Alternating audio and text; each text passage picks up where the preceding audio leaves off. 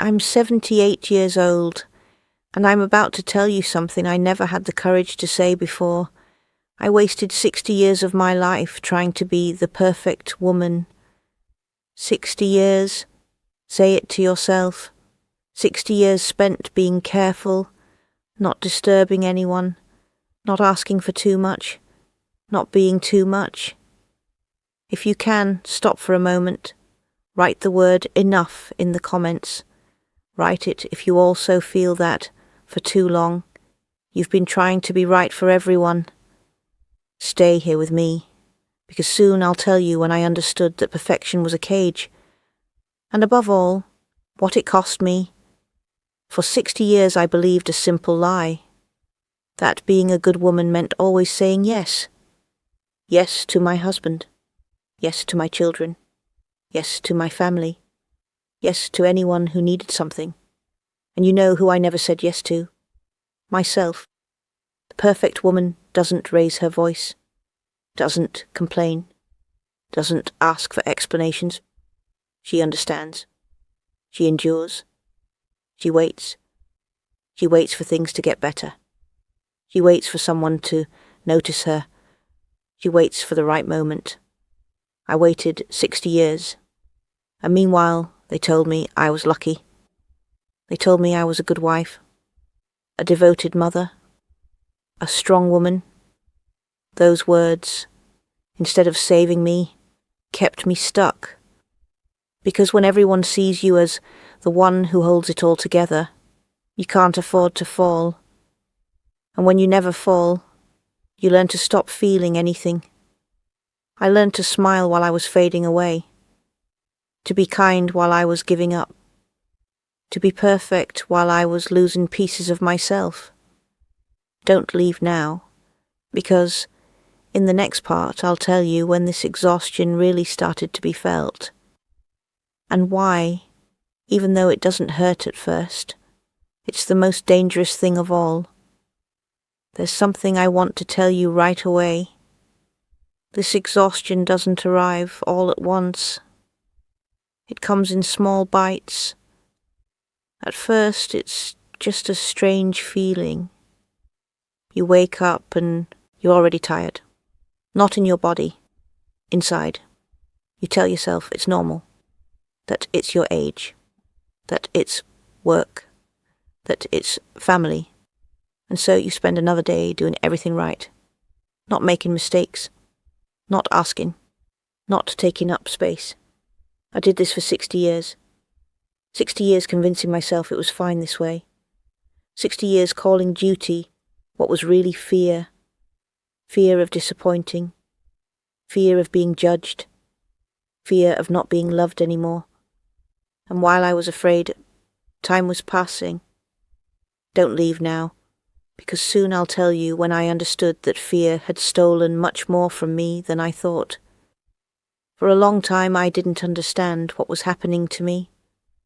There was no sudden collapse, no obvious crisis, just a constant feeling, subtle, that something wasn't right. I kept doing everything as always, even better than before, more careful, more precise, more silent. The perfect woman doesn't slow down, doesn't stop to wonder why she's tired. She keeps going up. I kept going like this, day after day, year after year. 60 years is a long time, but when you live them one at a time, they seem like nothing. Stay here with me, because now I'll explain how this trap really works. It doesn't take you by force. It convinces you. It convinces you that this is right, that you're doing the right thing, that others come first.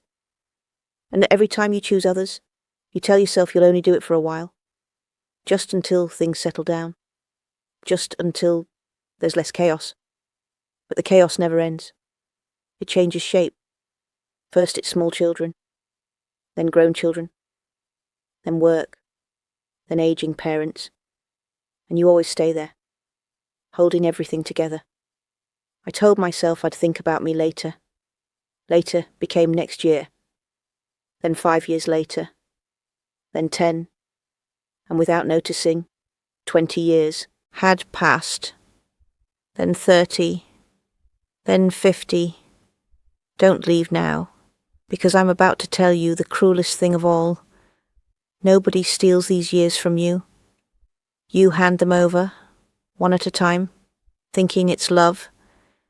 I handed them over for 60 years, and when I started to feel the real emptiness, it was already too late not to feel the weight too. Stay here with me, because in the next part I'll tell you the exact moment when I stopped pretending everything was fine. And the most deceptive thing was this, that I didn't feel unhappy. Not really. I felt useful, necessary, and that kept me going. When you feel necessary, you don't ask yourself if you're happy. You tell yourself it's fine this way, that this is the meaning of life. I confused being useful with being alive. For 60 years. And meanwhile my desire, the real one, was becoming quieter and quieter. It didn't scream.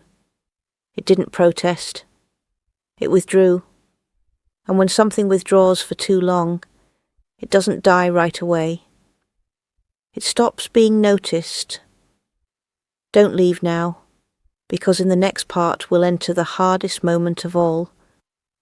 The one where you start seeing the life you could have lived, and you realize it won't come back the same. The moment arrived without warning, not with a scream, not with a tragedy, but with a silence I could no longer fill. It was an evening like any other. The house in order, the dishes washed, the lights on. I'd done everything I had to do, like always. And precisely because of that, there was nothing left to do.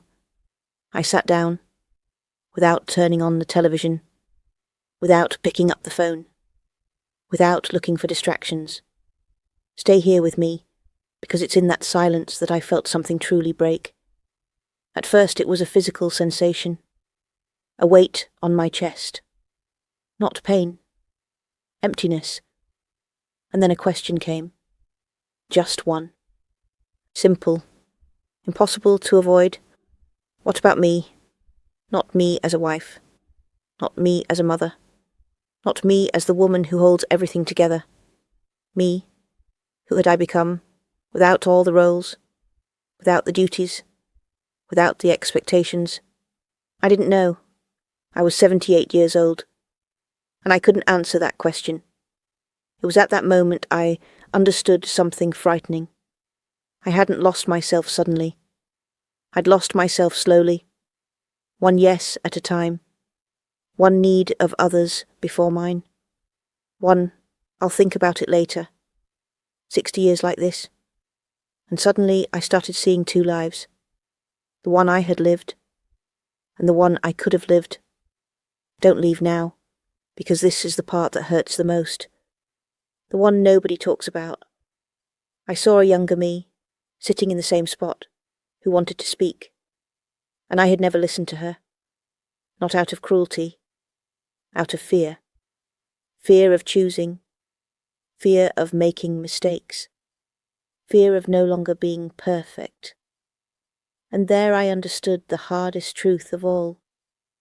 Perfection had taken my life away, without ever making me feel guilty.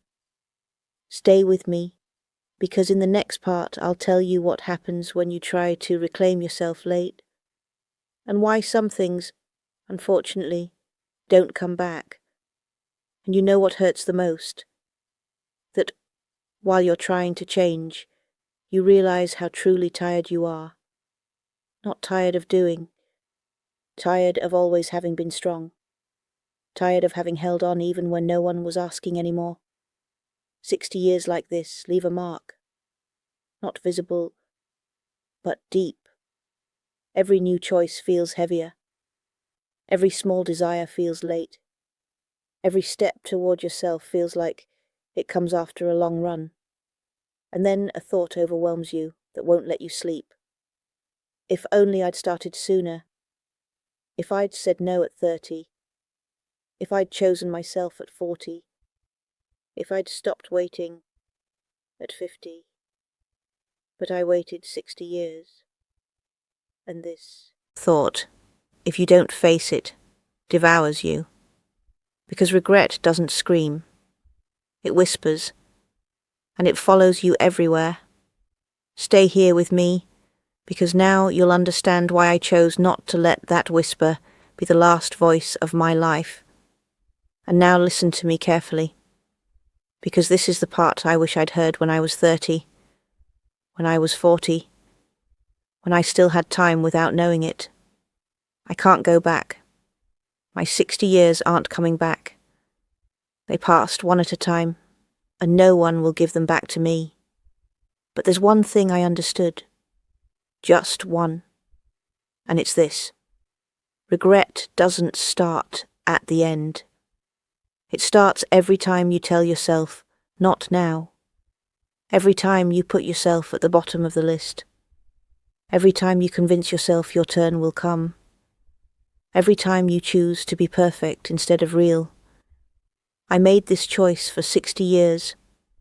60, and only now do I understand how much that number truly weighs. It doesn't weigh because it's big. It weighs because it's made of ordinary days, of quiet evenings, of moments that seemed small. Stay just a moment longer with me, because now I'm speaking directly to you. If you're listening to this story, maybe you're waiting too. You're waiting to be less tired. You're waiting for others to need less. You're waiting to feel authorized. But no one will come tell you it's your moment. No one. I waited 60 years for that phrase, and it never came. You have to say it yourself, in a low voice, if you need to, but you have to say it. I'm not telling you to turn everything upside down. I'm telling you to start. A no said without explanations. A yes said without justifying yourself. An hour taken for yourself. I understood late that perfection doesn't save, it consumes. And this is the truth I want to leave you with. Don't become perfect. Become present. Because time passes anyway. But regret doesn't. If this story touched you, write now in the comments. Write it for yourself. To remind yourself that your time is now. Like this video, so this message reaches whoever needs it. Share it with a woman you love. And subscribe to the channel. Here we talk about Dahan time, about choices, and about the truths that truly matter. Before it's too late.